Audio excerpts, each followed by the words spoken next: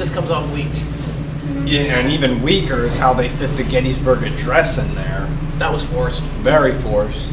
Yeah, I gotta say, like, because it starts in, like, the beginning of the movie, and that I think that's what threw me off the most about this entire thing, was, like, they jump right into, like, this battle, like I said, 4 months before Lincoln is assassinated, and, you know, everything has pretty much happened, including Gettysburg and everything, and he's talking to these 2 black soldiers, and then these 2 other soldiers show up, and they're all talking to him, but, like, they're talking over each other. Like, usually I've seen it before in movies, people, you know, talk, and, like, they do try to, like, argue and stuff, but there's a timing with that. But these people, like, they were talking to each other so much, you couldn't make out a word any of them were saying. And then they were, like, quoting stuff that Lincoln apparently said in his earlier days, and... I was at your speech. Yeah, and they were, like, doing it, like, sort of stoically. Like, there's really no emotions, like, I'm quoting this because the movie required it to. Like, I just... And then, like, the most awkward part was when the one black soldier just starts quoting... Finishing it. Yeah, finishing his speech that Lincoln said that Lincoln should know. But just is, like, walking away as he's saying it. I'm like, what the hell? Well, he was finishing it because the other soldiers forgot. But in any case, that's not really important, but it's just sort of... I saw the symbolism in what they were trying to do, but, I mean, it's almost like, yeah, it's a movie about Lincoln. We probably should throw in the Gettysburg Address in there somewhere. Just get it out of the way. There's a better idea. Why don't you actually start with Gettysburg? You know, make it more about Lincoln. Or perhaps end with it? Mm-hmm. That actually would have worked better, now that I think about it. Because, I mean, they do a speech at the end. The speech at the end is nice. I like that. It's nice. It was the speech after... It was short. It was... Now, you thought it was his inaugural speech. No. I don't think that... I thought it was his inaugural. Oh, well. But, my fault. But it was another speech. It was another speech shortly after the bill was passed. And, I mean, that was nice, but the Gettysburg Address would have worked better. Would have tied everything in together so nicely. Yeah.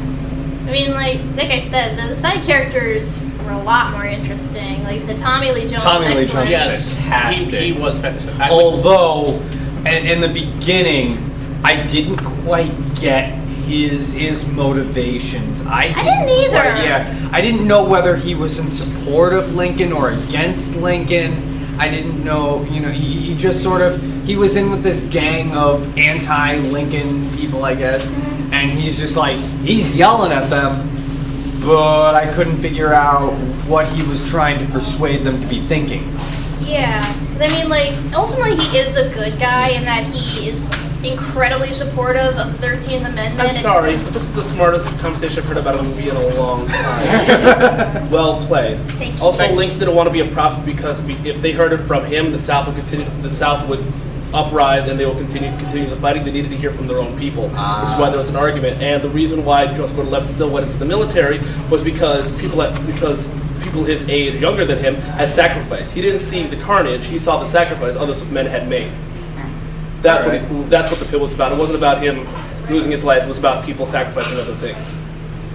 All right. I wish they had said that in the movie. They glazed over it. Well, they didn't really glaze over it because he says that he says there are other people younger than me going into war. What am I gonna say I did during this period? You know? Okay. It was hard. We kind of focused in and out at times, so it was hard to tell what he actually said. Yeah. It'll get Oscar nominated. Daniel will get nominated. Sally Field, Tommy Lee. It's up him versus Philip Seymour Hoffman for the Master. Have a good night. Thank you. There you go. And we just had a little side chat. But back to Tommy Lee Jones's character.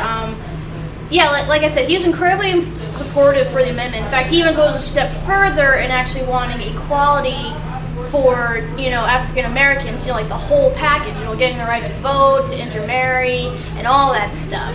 But on the other hand, though, he was trying to keep it sort of subtle. Like...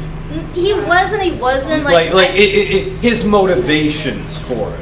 were so like when he'd go into it, like he'd be yelling at people and telling them, oh, you think this way, you talk a lot, blah blah blah. But I think that's done deliberately. Yeah.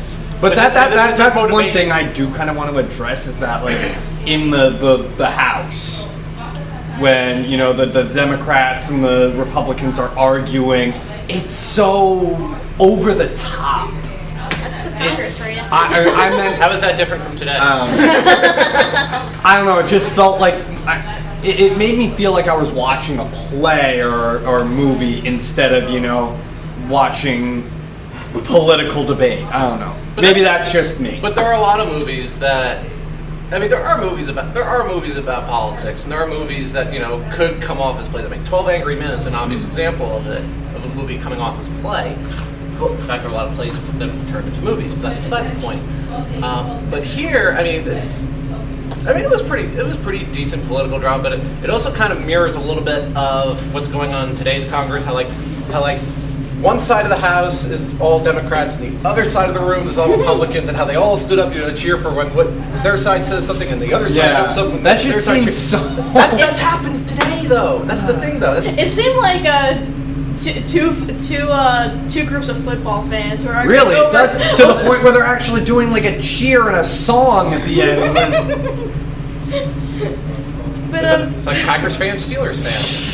Listen, I got huge entertainment of watching politicians make jackasses of themselves. But in movies, it is way more entertaining.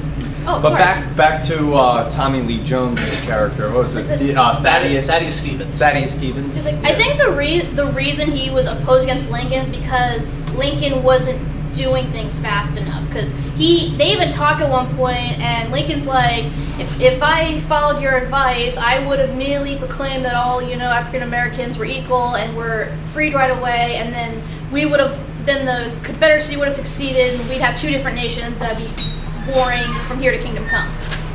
So I guess that's why they are at odds with each other. But even though they're at odds with each other, they still respect one another. Yeah. I mean, Thaddeus Stevens. I mean, he doesn't like Lincoln at times. He still respects.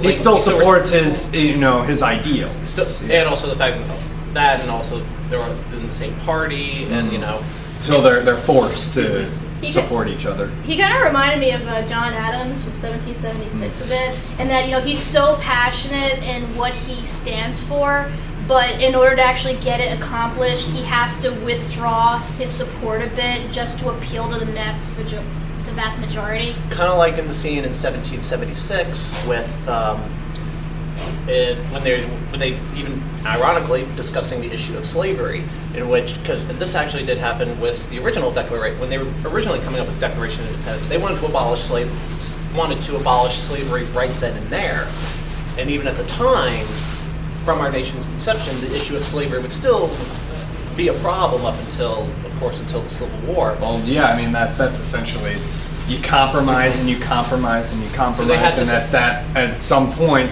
you're gonna you've compromised to the point where you can't compromise anymore, Exactly. and there's gonna be a war.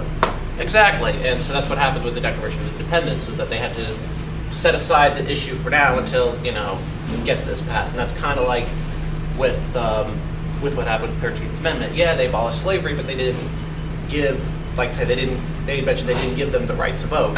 At least not as of yet, because that would be the next amendment. That would be the 14th Amendment. So yeah, he was a pretty cool character, and I gotta say my other favorite character, James Slater. Character, the one who was going around trying to get votes from all of the opposing Democrats and the Republicans who weren't quite sure which way they were voting, because he would bribe them, he would try to talk them into submission, he would pop up in random places and try to get them to hear him out, and sometimes he would almost get killed for it. He's definitely the comic relief of the movie, which that whole group together, the lobbyists, for lack of a better term, I mean, they were the comic reliefs of the movie. That kind of threw me off because I didn't even recognize James Slater at first, and it was surprising when I realized that was him, because I'm used to watching him on Boston Legal, and he's, arguably the most, intelligent character on that show. I'm used to him, going on the floor, giving all these wonderful, like, motivational speeches and stuff, and in this, he kind of plays like sort of like a hillbilly character. He like swears, he bumbles about a bit, and he's kind of like rough and tumble when it comes to things. And I thought that was pretty awesome. And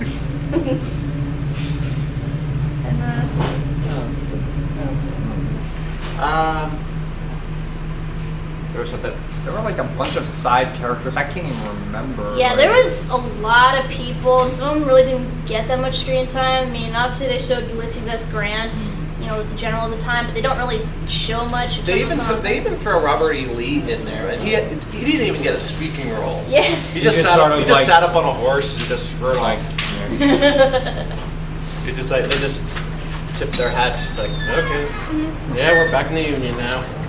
Yeah. We gotta mention the other side arc with the Confederates, with the Confederate delegation. Oh yeah. In terms of because at the same time as they were trying to pass the 13th Amendment, they were trying to end the Civil War at the same time. Mm-hmm. So there's this whole delegation of the delegation coming up, to DC to discuss, ending the war. And at first they're like, oh, we're gonna end the war. We're gonna have like 2 separate unions. We're gonna have our own union. It's like, no. And Grant's like, nuh-uh, you're surrendering. It's like, no, you got to rewrite this. What are we rewriting this? What should we rewrite it for? Your surrender? Was that the thing about the peace treaty? Yeah, that was the thing about the peace treaty. Okay. They thought, because I love the Confederates, they just came in. They're just like, oh, we're gonna have our own nation now because we're gonna end the war. And Grant's like, no, you're not. No, you're surrendering to us, but no, we kicked your ass, so you're done.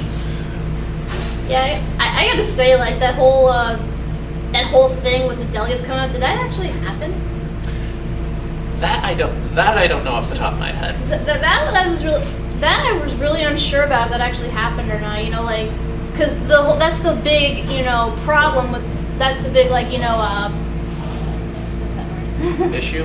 Yeah, that's the big issue with the whole movie is that these delegates are coming up, and if they come up and try to talk terms of peace, then the entire House is going to try to throw out the vote on passing the amendment. Or they're going to postpone the vote because they think that they need to pass the 13th Amendment in order to end the war. They think by doing that it'll help end the war. And if they say, oh, they can end the war without passing the 13th Amendment, then why should they even bother passing it? And that's really the hook. That's really like the thing that ties it together is one of the things is whether or not they should pass the bill before ending the war. Would it matter to end the war whatsoever? And if not, then they're just not going to. They're going to just delay it.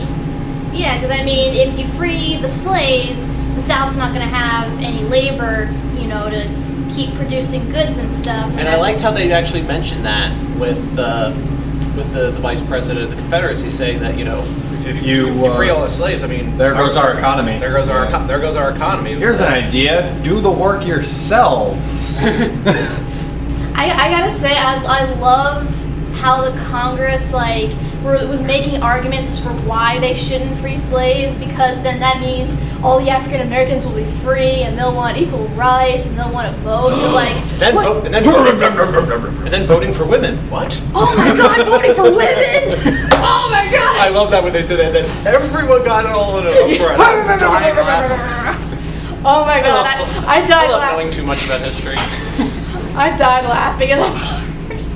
I heard you cackling over Oh there. my God. I'm thinking, wow, this must be exactly what's going on in Congress right now. Women have equal rights. 20% of the U.S. Senate is now women. What? No.